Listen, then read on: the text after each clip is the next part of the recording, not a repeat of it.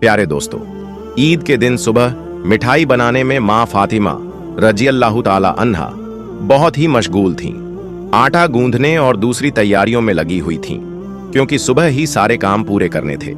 दूसरी तरफ 8-10 साल के मासूम भाई हसन और हुसैन रज़ियल्लाहु ताला अन्हुमा अपना खेल छोड़कर माँ के पास आ गए। उनके मासूम लहजे में एक सवाल था, अम्मी, आपको याद नहीं आज ईद है? जरा बाहर आकर देखिए तो सही। मोहल्ले के लड़के लड़कियां नए नए कपड़े पहनकर कितने खुश हो रहे हैं और हमने तो अभी तक नए कपड़े भी नहीं पहने। क्या इसका मतलब ये है कि हम आज ईद नहीं मनाएंगे? थोड़ी देर बाद फिर कहने लगे, अम्मी, जल्दी से हमें हमारे नए कपड़े पहना दो। हम भी उनके साथ खेलते खेलते ईदगाह जाना चाहते हैं। जब अब्बू आएंगे तो उन्हें हमारे साथ भेज देना, हम उनके साथ वापस लौट आएंगे। माँ ने बच्चों के सर पर मोहब्बत भरा हाथ फेरा, उनके माथे को चूमा और बोली, अभी ईदगाह जाने में काफी वक्त है बेटा, तुम लोग बाहर जाकर थोड़ा घूम फिर आओ, फिर मैं तुम्हें नए कपड़े पहना दूंगी। हो सकता है तब तक तुम्हारे अब्बू भी आ जाएं और शायद तुम्हारे लिए नए कपड़े भी ले आएं। तब मैं तुम्हें जरूर नए कपड़े पहना दूंगी और तुम अपने अब्बू के साथ ईदगाह चले जाना। अब जाओ बेटा, बाहर जाकर थोड़ा खेलो, इस बीच मैं अपने काम निपटा लूं। दोनों भाई बोले, जी अम्मी। फिर छोटा भाई अचानक सवाल करने लगा, अम्मी, क्या अब्बू हमारे लिए नए कपड़े लेने गए हैं?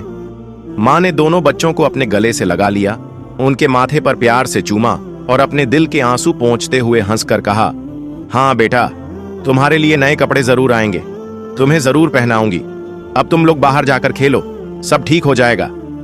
माँ ने अपने रब पर यकीन रखते हुए अपने बच्चों को दिलासा दिया। दोनों भाई खुशी खुशी बाहर चले गए। माँ ने अपने आंचल से आंसू पोंछे और मजबूरी में अपने काम में दोबारा मशगूल हो गईं। कुछ देर बाद दोनों भाई फिर रोते हुए घर लौट आए। उन्होंने कहा, अम्मी, वे लोग हमें अपने नए कपड़े दिखाकर चिढ़ा रहे हैं। वे कह रहे हैं, देखो, तुम्हारे पास हमारे जैसे नए कपड़े नहीं हैं, अगर होते तो तुम उन्हें जरूर पहनते। वे कह रहे हैं कि हमारे अब्बू कैसे हैं जो ईद के दिन भी हमारे लिए नए कपड़े नहीं लाए। वे हमें ईदगाह चलने को कह रहे हैं और बोल रहे हैं, जल्दी से नए कपड़े पहनकर आओ अगर आना है।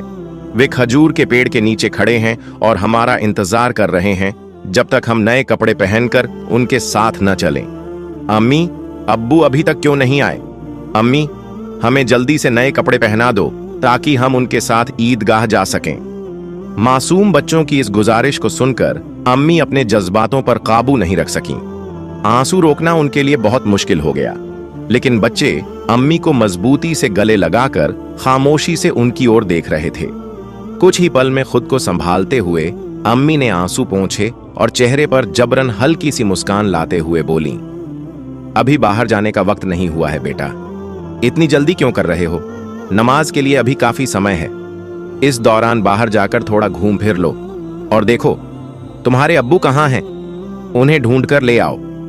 तब तक मैं अपना बाकी काम निपटा लेती हूँ। थोड़ा सा ही काम बचा है। अगर तुम्हारे अब्बू नए कपड़े लाते हैं तो मैं तुम्हें बहुत खूबसूरती से तैयार कर दूंगी, फिर तुम मिठाई खाकर अपने अब्बू के साथ ईदगाह जाओगे, ठीक है? दोनों भाइयों ने मासूमियत से कहा, जी अम्मी। अम्मी ने अपने दिल को मजबूत करते हुए बच्चों को तसल्ली दी, लेकिन जैसे ही उन्होंने बच्चों के मासूम चेहरों की तरफ देखा, उनकी आंखों में आंसुओं का सैलाब उमड़ पड़ा। बच्चों को अपनी हालत का अंदाजा न हो, इस डर से अम्मी कभी एक कमरे में जाती तो कभी दूसरे में। इधर दोनों मासूम भाई परेशान होकर अम्मी अम्मी कहते हुए उनके पास आए और बोले, अम्मी, हम समोसे और सकफीस खजूर लेकर अब्बू को ढूंढने जा रहे हैं। अम्मी ने रुंधे गले से कहा, हाँ जाओ। उनकी आवाज में छुपा दर्द बच्चे समझ नहीं सके। बड़े भाई ने अफसोस जताते हुए कहा, अब्बू कहाँ होंगे? छोटे भाई ने मासूमियत से पूछा, अब्बू कहाँ गए? बड़े भाई ने जवाब दिया, पता नहीं, चलो इधर उधर ढूंढते हैं। छोटे भाई के कंधे पर हाथ रखते हुए दोनों भाई अब्बू की तलाश में निकल पड़े। इधर अम्मी अपने दिल का दर्द कम करने का कोई रास्ता नहीं पा रही थीं। उनकी बेचैनी और बढ़ गई। वो सोचने लगी, मैं अपने मासूम बच्चों को कैसे बताऊं कि आज उन्हें नए कपड़े पहनाने के साधन हमारे पास नहीं हैं? उन्हें कैसे तसल्ली दूं? आज तो ईद का दिन है, मैं जो भी कहूंगी, क्या मेरे बच्चे मेरी बात मानेंगे? या अल्लाह, क्या तेरे अलावा मेरा कोई और सहारा नहीं? ईद के लिए जो मिठाई बनाई है वो भी कई दिनों तक थोड़ा थोड़ा गेहूं बचाकर तैयार की है, उसी से हलवा और रोटी बनाई है। लेकिन नए कपड़े कहां से लाऊं? या अल्लाह, ये बोझ क्यों डाल दिया इस मां के सर पर? तू तो सबकी हालत जानता है, मैं इन मासूम बच्चों को कैसे समझाऊं? या अल्लाह, तू रहम दिल और सर्वशक्तिमान है। झूठ बोलना गुनाह है, ये जानते हुए भी मैं अपने बच्चों को झूठी दिलासा और झूठी उम्मीद देकर बहला रही हूं। लेकिन अब मैं क्या करूं? तू ही बता दे। या अल्लाह, तू मुझे रास्ता दिखा। तू मेरे गरीब घर की हालत जानता है, तू ही मेरी मदद कर। ये कहते कहते मां रोने लगी और जोर जोर से चक्की चलाने लगी। चक्की की घर घर की आवाज के साथ उनके दिल का दर्द भी बाहर निकलने लगा। आंसू पोंछते हुए भले ही मिठाई बनाने का काम तेजी से चल रहा था, लेकिन जैसे ही यह काम पूरा होने को आया, एक और मुश्किल सामने खड़ी हो गई। तभी अम्मी अम्मी कहते हुए दो मासूम बच्चे मां के पास आकर खड़े हो गए। मां ने जल्दी से अपने आंसू छुपाए और प्यार भरी आवाज में पूछा, बोलो बेटा, क्या बात है? मां ने हमेशा अपनी इच्छाओं और आराम को दबा कर रखा था। गरीबी को अपना नसीब मानकर थोड़े में ही खुश रहने की आदत डाल ली थी। लेकिन आज मासूम बच्चों की एक छोटी सी ख्वाहिश ने उनके सब्र के दायरे को तोड़ दिया। उन्होंने खुद को संभालते हुए बच्चों को गोद में उठा लिया, मुस्कुराने की कोशिश की, उनके माथे को चूमा और कहा, बोलो बेटा, क्या कहना है? बड़ा बेटा मासूमियत से अपनी आंखें झपकाने लगा। छोटे भाई ने भी उसकी नकल कर ली। मां ने प्यार से कहा, देखो बेटा, तुम्हारे अब्बू आएंगे, यहां तुम्हारे लिए मिठाई बना रही हूं, थोड़ा सब्र करो, बस थोड़ी ही देर। उन्होंने बच्चों को सीने से लगा लिया, प्यार से समझाया और कहा, थोड़ा इंतजार करो बेटा, मिठाई अभी तैयार हो जाएगी। छोटे भाई ने आंखें मलते हुए अचानक पूछ लिया, लेकिन हमारे नए कपड़े अम्मी? ये सुनते ही मां चौंक गईं, जल्दी से बोल पड़ी, अरे बेटा, ऐसा करते हैं, तुम लोग जाकर पहले नहा लो, अभी तक नहाए भी नहीं हो। दोनों भाई एक साथ बोले, नहीं अम्मी, अभी तक नहीं नहाए। मां के लिए मासूम बच्चों से छल करना बहुत दर्दनाक था। उनका दिल अंदर ही अंदर रो रहा था। लेकिन उन्होंने हंसते हुए कहा, बेटा, बिना नहाए कोई ईदगाह जाता है क्या? जाओ जल्दी से नहा लो, सब तैयार हो जाएगा। दोनों भाइयों ने खुशी से कहा, ठीक है अम्मी, हम अभी जाकर नहा लेते हैं, आप सब कुछ तैयार रखना, हम जल्दी से आ जाते हैं। फिर दोनों भाई खुश होकर नाचते हुए बाहर निकल गए। मां ने दुआ की, जाओ बेटा, अल्लाह हाफिज। बच्चे तो चले गए, लेकिन मां के दिल में चिंता और गहरी हो गई। उनका दिल जैसे एक अथाह सागर में डूब रहा था। मां सोचने लगी, जब वे वापस आएंगे और कहेंगे, हमें नए कपड़े पहनाओ, हम ईदगाह जाएंगे, तब मैं क्या करूंगी? अब मां का मन और नहीं संभल सका। उनकी आंखों से आंसू बह निकले। वो सजदे में गिर पड़ी और अल्लाह से रो रो कर दुआ करने लगी, या अल्लाह, तू ही मेरा सहारा है, इस बेबस मां की मदद कर, मुझे इस कठिनाई से बाहर निकाल, तेरे अलावा मेरा कोई नहीं है, मुझे राहत दे, इस मुश्किल से छुटकारा दे। इसके बाद मां जैसे बेसुध होकर बड़बड़ाने लगी, या अल्लाह, तू तो मां के दिल को समझता है। 3 बार मासूम बच्चों को बहला फुसलाकर मैंने किसी तरह संभाल लिया, लेकिन अब क्या करूं, क्या कहूं? तू ही मुझे सहारा दे, तू सब कर सकता है। फिर उन्होंने जोर से चीख कर कहा, या अल्लाह, तू सब कर सकता है, तू सब कर सकता है। इधर नहाने के बाद दोनों भाई खुशी खुशी हाथ में हाथ डाले घर की ओर चल पड़े। कुछ ही देर में हंसते खेलते दोनों भाई घर पहुंचे और जोर से आवाज लगाने लगे, अम्मी अम्मी, हम आ गए। लेकिन मां की तरफ से कोई जवाब नहीं आया।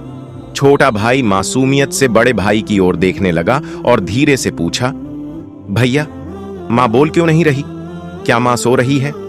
बड़े भाई ने छोटे भाई को बाहों में भर लिया और उसे दिलासा देने लगा। मैं देखता हूं। जैसे ही बड़ा भाई मां को जगाने के लिए हाथ बढ़ाने ही वाला था, अचानक दरवाजे पर जोर से दस्तक हुई। बड़े भाई ने घबराते हुए पूछा, कौन है बाहर? बाहर से कोई जवाब नहीं आया। दोनों भाई सहमकर एक दूसरे को देखने लगे। छोटा भाई डर के मारे बड़े भाई से चिपक गया। फिर से दरवाजे पर जोर से दस्तक हुई। डर और घबराहट से दोनों भाई जोर से चिल्ला पड़े, अम्मी अम्मी, बाहर कौन है? लेकिन मां की तरफ से फिर भी कोई जवाब नहीं आया। इस बार दरवाजे पर खटखटाने के साथ कोई भारी चीज घसीटने जैसी आवाज भी सुनाई दी। दोनों भाई डर गए। उन्हें पता था कि अगर कोई रिश्तेदार, परिवार का कोई बड़ा या पड़ोसी घर पर आता तो वह हमेशा सलाम करता, लेकिन यहां सब कुछ उल्टा हो रहा था। बड़े भाई ने छोटे भाई को और कसकर गले लगाते हुए कहा, मुझे समझ नहीं आ रहा ये क्या हो रहा है। अम्मी भी कुछ बोल नहीं रही हैं। डरते डरते दोनों भाई दरवाजे के पास गए। जैसे ही वे वहां पहुंचे, बाहर से फिर से जोर से खटखटाने की आवाज आई। दोनों भाई घबराकर थोड़े पीछे हट गए। फिर जोर से चिल्लाकर पूछा, कौन है दरवाजे पर? बाहर से आवाज आई, मैं दर्जी हूं, दरवाजा खोलो। दोनों भाई हैरान रह गए। उन्होंने पूछा, दर्जी, आप यहां क्यों? बाहर से फिर आवाज आई, हां, मैं दर्जी हूं, दरवाजा खोलो, मैं तुम्हारे लिए नए कपड़े लेकर आया हूं, उन्हें ले लो। जैसे ही यह सुना, दोनों भाइयों ने जल्दी से दरवाजे की कुंडी खोली। सामने एक आदमी खड़ा था, नए कपड़ों की गठरी के साथ। दोनों भाई एक पल के लिए सन्न रह गए। दर्जी ने कपड़े उनकी ओर बढ़ाए। बड़े भाई ने झटपट सारे कपड़े अपने हाथों में ले लिए और छोटे भाई का हाथ पकड़कर तेजी से दौड़ते हुए मां के पास पहुंचा। उधर मां अब भी संभल नहीं पाई थीं। उनकी आंखों से आंसू रुकने का नाम नहीं ले रहे थे। अम्मी, अम्मी, देखो, बड़े भाई ने खुशी से चहकते हुए कहा, दर्जी हमारे लिए कितने सुंदर सुंदर नए कपड़े लेकर आया है। जल्दी से हमें कपड़े पहनाओ, हमें ईदगाह जाना है। बड़े भाई की बात सुनते ही छोटा भाई भी उछल पड़ा। हाँ अम्मी, जल्दी करो, अगर देर हो गई तो हमें नमाज का समय नहीं मिलेगा। मां यह सुनकर हैरान रह गईं। कुछ पल तक बच्चों को टकटकी लगाए देखती रहीं, फिर उन्हें गले लगाकर फूट फूट कर रोने लगीं। इसके तुरंत बाद उन्होंने बच्चों को छोड़ दिया और सीधे सजदे में गिर गईं। या अल्लाह, तेरी मर्जी को कौन समझ सकता है। उन्हें तुरंत समझ में आ गया कि जो व्यक्ति दर्जी बनकर नए कपड़े लेकर आया था वह असल में दर्जी नहीं था। निश्चित ही वह अल्लाह के भेजे हुए फरिश्तों में से एक था। मां सजदे से उठी और जल्दी से बच्चों से बोली, जाओ बेटा, जाओ, उसे मेरा सलाम कह देना और कहना कि वह आज हमारे घर से विदा हो जाए। लेकिन बच्चों को यह बात याद ही नहीं रही। वे इतने खुश थे, इतने उत्साहित थे कि उनकी खुशी का ठिकाना ही नहीं रहा। मां ने बच्चों को देखा, उनके सिर और पीठ पर प्यार से हाथ फेरा, फिर उन्हें गोद में उठाकर सीने से लगा लिया, उनके माथे को चूमा, फिर हल्के से डांटते हुए बोली, बेटा, क्या तुम अभी तक नहीं गए? दर्जी साहब को क्या लगेगा? वो ये सोचेंगे कि इस घर के लोग कितने बदतमीज हैं। मेहमान बाहर दरवाजे पर खड़ा है और तुम यहां मस्ती कर रहे हो। तुम तो उन्हें भूल ही गए। ये तो बहुत बड़ी गलती है। तुरंत जाओ, उन्हें मेरा सलाम पहुंचा दो और कहना कि आज वे हमारे मेहमान बने। जाओ बेटे, उन्हें अंदर आराम से बैठने के लिए कहो। बिना कुछ सोचे विचारे दोनों भाई दरवाजे की ओर दौड़े, लेकिन तब तक दर्जी घोड़े पर सवार होकर घर से बहुत दूर जा चुका था। दोनों भाई जोर से चिल्लाने लगे, साहब, अम्मा ने आपको सलाम कहा है, जल्दी वापस आइए, आज आप हमारे घर दावत पर आइए, हम बैठक का दरवाजा खोल रहे हैं।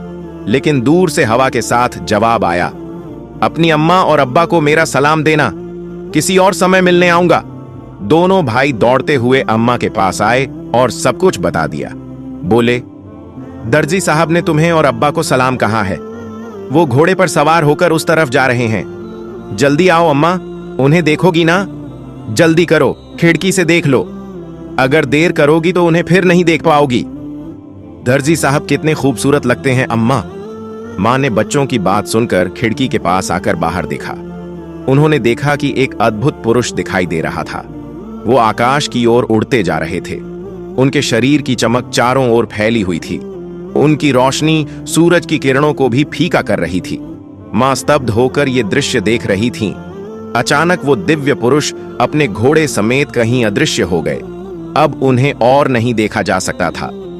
इतने में दोनों भाई जोर से चिल्लाए, अम्मा, अम्मा, देखो, वो रहे अब्बा, दूर से आ रहे हैं। मां ने बच्चों को अपने साथ कमरे में ले गई और उन्हें नए कपड़े पहनाने लगी। उनकी आंखों से खुशी के आंसू बह रहे थे। दोनों भाइयों ने हैरानी से पूछा, अम्मा, अम्मा, आप क्यों रो रही हैं? मां ने प्यार से बच्चों को सीने से लगाया और कहा, बेटा, मैं क्यों रो रही हूं ये तुम अभी नहीं समझोगे। तुम्हारी उम्र भी इतनी नहीं हुई है, लेकिन आज से ये बात हमेशा याद रखना, एक पल के लिए भी अल्लाह ताला को भूलना मत। अल्लाह को हमेशा याद रखना। जो हमेशा अल्लाह को याद रखता है वो कभी भी मुसीबत में नहीं पड़ता। अगर तुम इस छोटी सी बात को अपने दिल में बसा लोगे और जिंदगी भर अल्लाह को नहीं भूलोगे तो देखोगे कि अल्लाह हमेशा तुम्हारी मदद करेगा। वो तुम्हें कभी मुश्किलों में नहीं डालेगा। माँ अपने बच्चों को यही नसीहत दे रही थी और साथ ही उन्हें नए कपड़े पहना रही थी। जब बच्चों को सजाने का काम पूरा हो गया तो माँ ने सुरम्मे का डिब्बा लाकर छोटे बेटे की आंखों में सुरम्मा लगाया। बड़े बेटे की आंखों में सुरम्मा लगाते ही दरवाजे के बाहर से आवाज आई, अस्सलामु अलैकुम या फातिमा जहरा। अंदर से हजरत फातिमा रजीब ने जवाब दिया, वलैकुम अस्सलाम या अली करीम। छोटा बेटा तेजी से दौड़कर बाहर गया और खुश होकर चिल्लाने लगा, अब्बा आ गए, अब्बा आ गए। बड़ा बेटा भी बाहर जाने ही वाला था, लेकिन माँ ने उसे रोक लिया क्योंकि उसकी आंखों में सुरमा लगाना अभी बाकी था। माँ ने थोड़ा गुस्से में कहा, बैठो बैठो, पहले सुरमा लग जाने दो। इतने में छोटा भाई अपने अब्बा का हाथ पकड़कर अंदर ले आया। तब तक बड़े भाई की आंखों में भी सुरमा लग चुका था। दोनों बेटों को देखकर अब्बा हैरान रह गए और बोले, ये क्या, इतने सुंदर कपड़े, ये कहां से आए? फिर दोनों भाई अपनी माँ और अब्बा से लिपट गए और खुशी जताने लगे। हजरत फातिमा ने बच्चों की आवाज शांत कराते हुए हजरत अली को पूरी घटना सुनाई। हजरत अली यह सब सुनकर सिजदे में गिर गए और दुआ में कहने लगे, ऐ अल्लाह, तेरे लिए कुछ भी असंभव नहीं है। तू महान है, तू अजीम है, तू रहमत वाला और सर्वशक्तिमान है। फिर सिजदे से उठकर उन्होंने हजरत फातिमा रजमन से पूछा, जो दर्जी बनकर बच्चों के लिए कपड़े लाया था, क्या तुमने उसे पहचाना? क्या तुमने जान लिया कि वह कौन थे? हजरत फातिमा रजमन ने कहा, नहीं, लेकिन इतना यकीन है कि वह अल्लाह के भेजे हुए कोई फरिश्ते थे, इसमें कोई शक नहीं। फिर भी यह मेरी अपनी धारण राय है। हजरत अली रजिबन ने कहा, हां, तुमने सही कहा, यह अल्लाह की महानता है। वह कोई और नहीं बल्कि हजरत जिब्राइल अलैहिस्सलाम थे। यह सुनते ही हजरत फातिमा की जबान से अचानक जोर से निकला, अल्लाहू अकबर। यह कहते हुए वे भी सिजदे में गिर गईं। उन्हें देखकर हजरत हसन और हजरत हुसैन भी सिजदे में गिर गए। प्यारे दोस्तों, आप सबसे गुजारिश है कि इसे सदका ए जारिया की नीयत से दूसरों तक जरूर पहुंचाएं। और अगर आप मेरे चैनल पर नए हैं तो चैनल को सब्सक्राइब करें। मिलते हैं अगली वीडियो में। फई अमानिल्लाह।